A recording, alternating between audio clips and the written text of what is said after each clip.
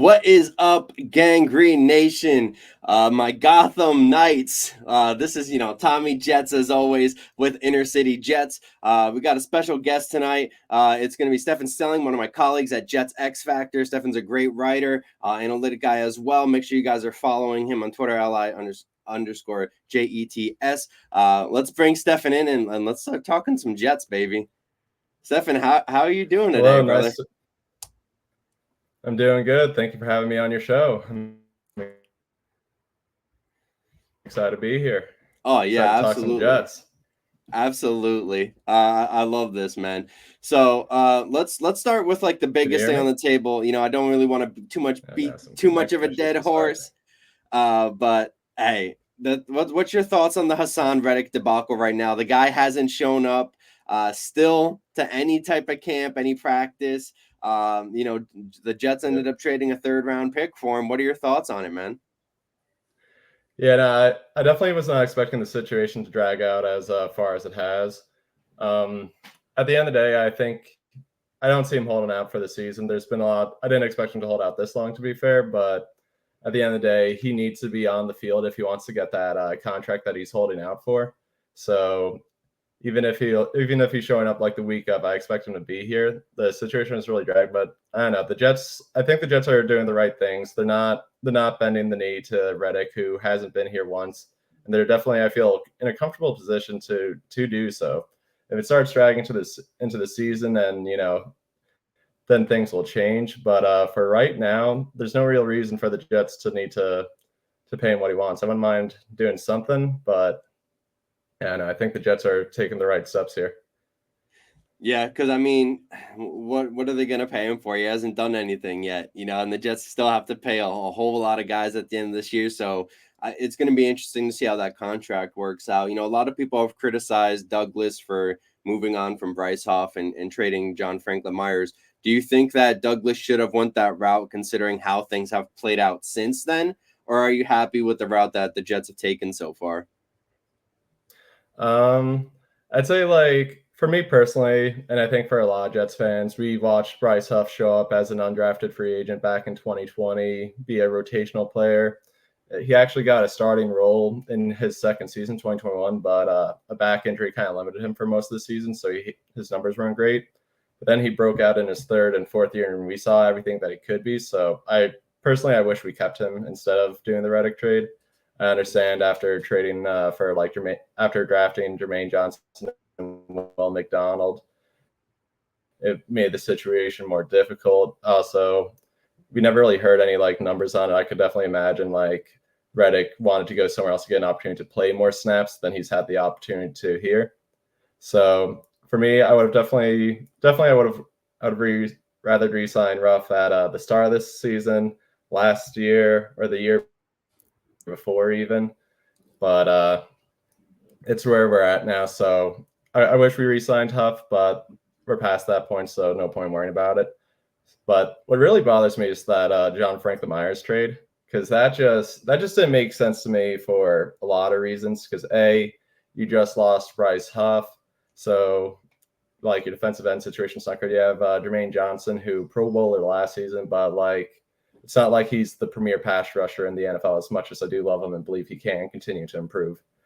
And Will McDonald flashed a bit as a pass rusher, but his run stopping has been a big emphasis. So especially with the departure of Quinton Jefferson and Al Woods, our interior pass rusher, not really Al Woods on that part, but to lose JFM's run stopping prowess on the edge and his pass rushing ability on the interior for a 6th-round pick, and I can't remember, less than somewhere between 5 and 8 million in savings, I believe. So it's just for a 6th-round pick. So it just that wasn't a good move to me. It just didn't make sense. And so now that the Reddick situation is really dragging on, and it's not like he's exactly a premier run defender either, the John Franklin Myers trade just really bothered me, because it's just he took a contract in Denver that saved more than be saved by trading him.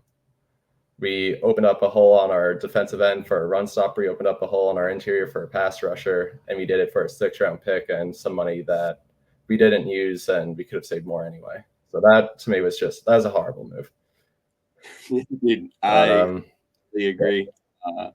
I don't like one of my biggest issues with that was like the versatility that JFM provides too. Like he can go inside and then yeah, if needed, like and plus I feel like once they moved JFM, I think that was when Haason Reddick's agent, because I don't know if it was him, maybe it was him, maybe it was his agent, was like, oh, now we kind of have leverage.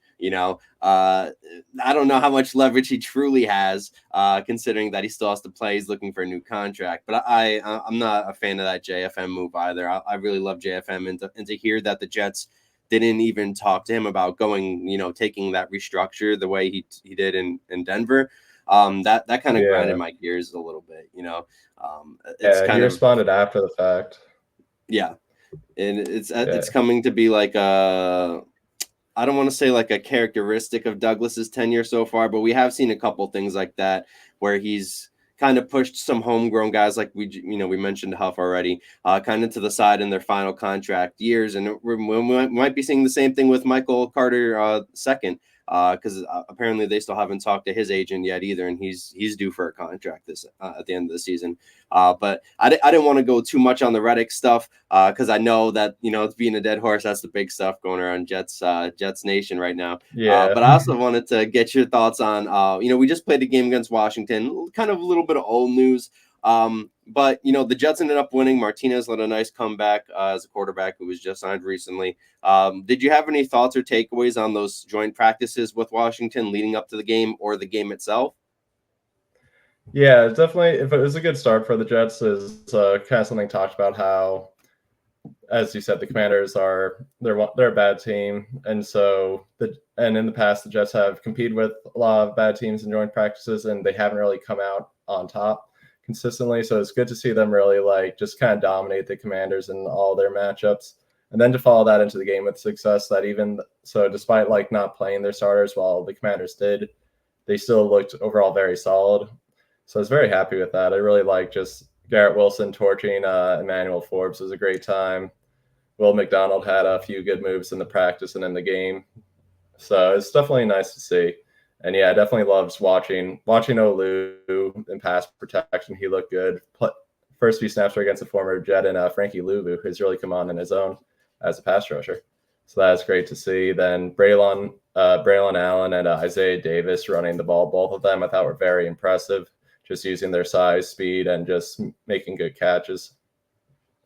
And Milwaukee Corley with that fingertip grab. I think who was it? It was Kuntz, maybe? Is that Kuntz? It might have been. I believe so. Yeah, that was a great move to see, just because I don't know. He had a few could have caught it, but it was tough situations before. So it's just great to see that that awareness and really just that want. Just he saw the ball, he wanted the ball, he got the ball, and then he ran it for an extra 5 yards to the defender behind, holding on to him. So it's great to see that want from a wide receiver, and also just to see him flash his ability keep powering through. Yeah, that's what we kind of brought him in for. He's supposed to be kind of that's his purpose, and as long as he keeps doing that while improving in other facets, I think he'll be all right, in the NFL, which is good to see. I love Olu too, man. I'm really glad that the Jets, stuck to their guns. I know they tried to trade up for probably Odunze, I believe it was probably for, but I'm more than happy that they took, Fashanu there. Tyron Smith, he might be just a 1 year one and done. Who knows how that works out? We got to get a guy to be able to take over once he's gone. And Olu's done a great job. They're starting to move him to our right tackle now as well. So it's just great to see Fashanu doing well, especially in the game too. So that was fun to see. And I loved. Did you see Braylon's truck stick on that 16-yard run? That was right up the middle. Yeah, that was nasty. I love that. I'm a huge Braylon Allen fan. I loved seeing Isaiah Davis too. He looked great as a pass catcher in that game. Yeah. So that was awesome to see. But now this we've already started joint practices with the Panthers. We actually have the Panthers game coming up. What are your thoughts leading up to that game? Like, I've heard there was a lot of fights in practice so far, and the Jets haven't been doing too good. What are some things you're keeping an eye on? Yeah, definitely from reading all the tweets yesterday, it didn't seem like it was the Jets' best day. Really, especially as at least offensively, they started very rough. I think there is at least a few dropped passes, a drop pass turned into an interception and should have been a touchdown. So there's a lot of things like that. I'd say just like I was looking at some of the Jets reporters talking about it. Then I checked out our main man, Nania, his page, all his information. Then I actually went to a few Panthers reporters to see what they had to say. And it's just so funny seeing the difference from the Jets like beat writers versus, the others. It's obviously not true for every tweet, but it definitely seemed there's a lot of emphasis about how poorly the Jets did. Meanwhile, I go to the Panthers page and they're like, yeah, picked us apart on the 2-minute drill, couldn't slow them down. So I think some of the concerns yesterday were a bit overstated. It seemed like it was a sloppy day by the Jets. Offensively, Rodgers wasn't having his best game. Defensively, there's obviously the fights. There's a lot of discussion of just grabbiness with the Jets cornerbacks. And so it didn't seem like a day that, we're going to hang a poster for. But, these are what the joint practice is for. You're not always on your game. And still at the end of the day, when it came down to it, it seemed the Jets started to figure themselves out. And, so I was excited to see that. I was disappointed to see that J.C. Horn didn't practice. I was hoping to see him face off against Garrett Wilson. That would have been nice. I'm a huge fan of Horn. Obviously, his dad, Joe Horn, just a great player in his own right. So that would have been really cool to see. I like that. I was laughing when I heard that Clemens was kind of the guy on defense, just like starting fights and stuff like that. It's just hilarious. Yeah. That was funny, especially the way Ulbrich talked him up like a day or two ago. Just to see him just to see him get frustrated. Play. Yeah, exactly. And he's just over there swinging and stuff. I thought that was funny. But no, I kind of agree. I want to see. Man, I don't know what's going to happen with the Jets receivers outside of Garrett Wilson. I really hope Mike Williams is okay. I hope Corley continues like his ascension, because other than that, I feel like we're going to kind of be stuck relying on Allen Lazard. And I think that's kind of a dangerous game, because he's the guy who had that. He's the guy who had the ball who that tipped. He could have scored that touchdown and ended up being an interception. Exactly.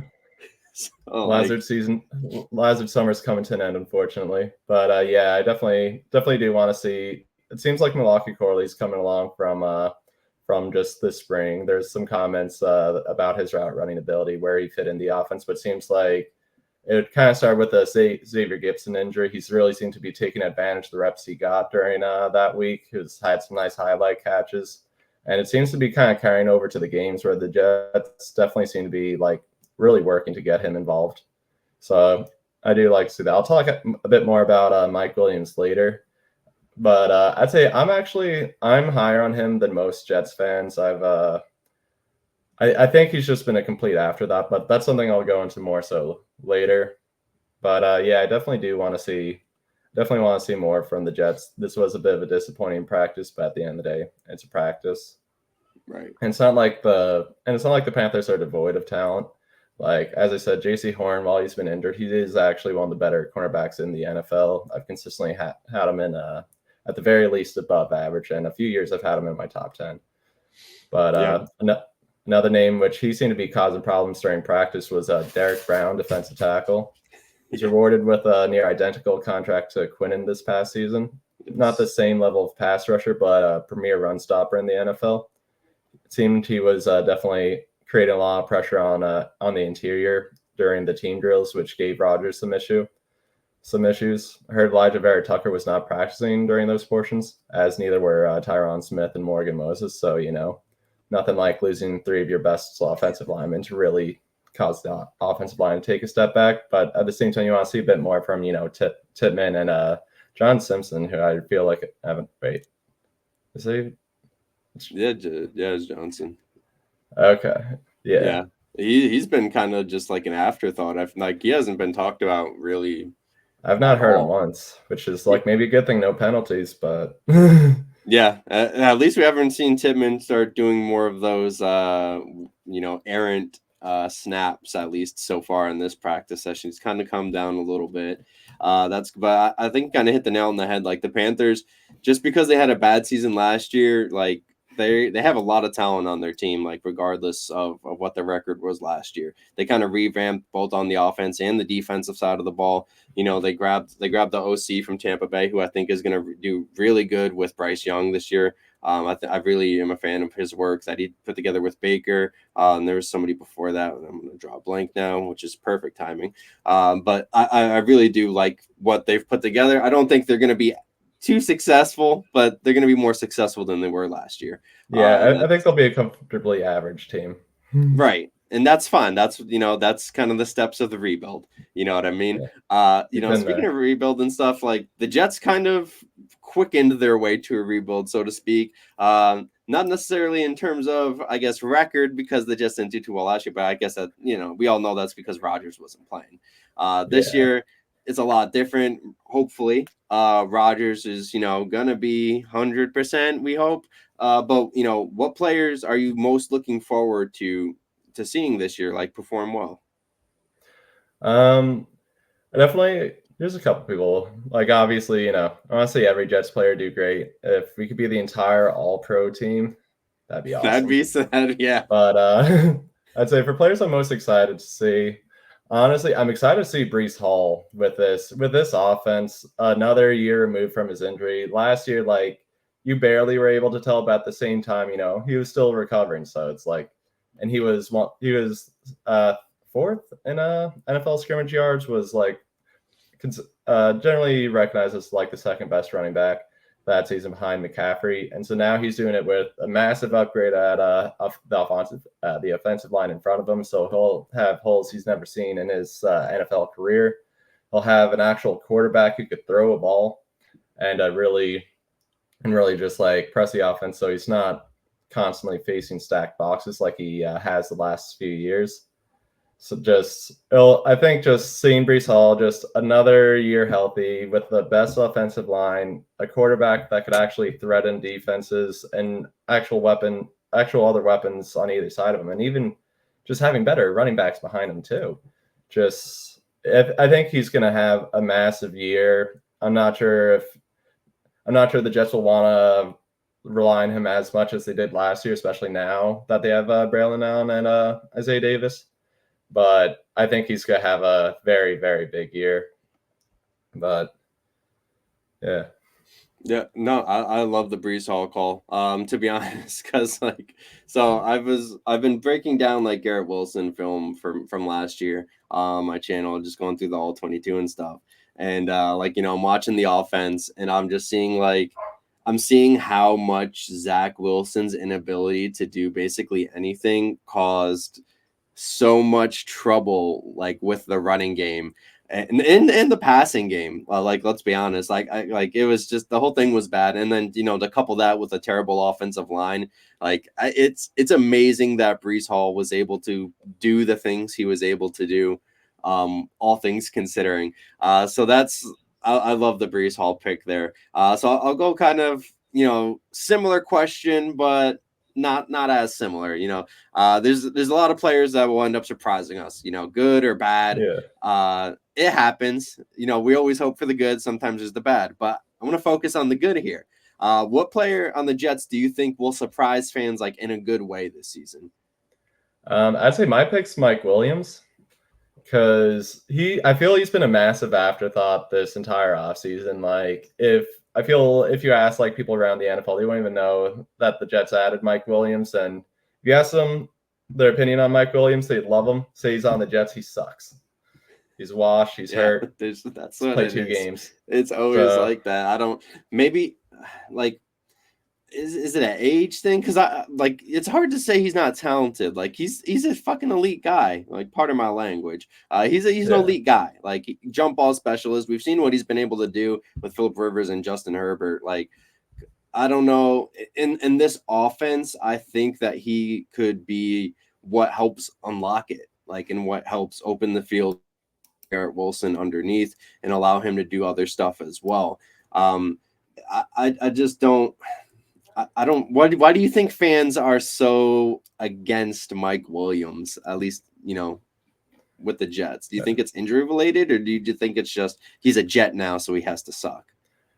I think it's like a couple things. It's just like obviously the big one is injuries. He has struggled with injuries throughout his career. While generally he's been able to play through them, it definitely impacts his effectiveness usually. So like at the end, I do get like the knocks that like I can't deny that I do see why probably people aren't seeing him in the same light that they did a year prior. But at the end of the day, so he's 29. He tore his ACL, but he tore it early in the season, so he'll be mostly recovered by the start of the season. And just prior to us getting him, he was legitimately at worst top 30 wide receiver in the league, at least on a per game basis, because just when on the field, he's excellent. There's few better in contested catch situations. But it's like, especially even in 2023, he's actually putting together a career year where like he was setting highs in a lot of numbers, where it makes me think that he's not a player that peaked early in his trailing off. Now he's still a player that's like he's still trending up. So I think he could be better. And I was working the statistics on this yesterday because it's something I've like heard about and wanted to think about. Well, Right. not really think about, but research just wide receivers coming off ACL tears. I saw on Twitter like the Dr. Med, the like sports med guy, said there's usually like a 15% drop, then expects him to be more at 100% by week 10, which so 15%. His like last season, his last season he's averaging almost 69 yards a game. So just That's not bad. Yeah, I think I'd take 69 yards very quickly I take that from Garrett Wilson, which even dropping that down, that's 58 yards per game, which over like a 17 game season, that's just under 1,000 yards. Yeah, that's for a wide receiver too. I think everyone will be pretty fine with that. Go ahead. Yeah, so like I did my own analysis. I found like I looked at 11 players like Mike Williams, Odell Beckham, Michael Gallup, Allen Robinson, Cortland Sutton, Cooper Kupp, Chris Godwin. Like basically, I kept it to players that tore their ACLs and were actually notable wide receivers before that point. And so even with that, I was getting like about a 5 to 6% drop off. Taking the older players or like players with similar builds, that number dropped a bit more to like 20-ish%. But at the end of the day, that's still over 800 yards, someone that we expect to improve as the season goes on, and most importantly, be the big-bodied red zone threat that Rodgers loved, and that while Garrett Wilson is many things, he's not that. So I think I'm very excited to have him. I think he's been such a complete afterthought this season that I don't think it'll take much for him to remind everyone just exactly who he is. But I think he'll be much quicker than people realize will be the Jets wide receiver too. I really hope so, man. I'm not gonna lie to you. I was nervous, not just because of his age, but like his play style. Because it always felt like guys who win the way he does have some issues post ACL. But there's guys who bounce back from that, obviously. But when it happened to Michael Gallup, and now he ended up retiring this year, I was like, shoot, because I think they're quite similar players in terms of what, at least their deployment within their offense. Build and all that aside, how they were deployed was similar-ish. But with that said, like it is funny as heck because I know he was running through drills. Mike Williams was running through drills, and he was talking with reporters, and he's like, "You guys think I'm worried about ACL? I played through a broken back." So I'm like, you know what? Dude's got a freaking point, man. I'm not gonna count out somebody who's been doing that. And I don't think other Jets fans should either.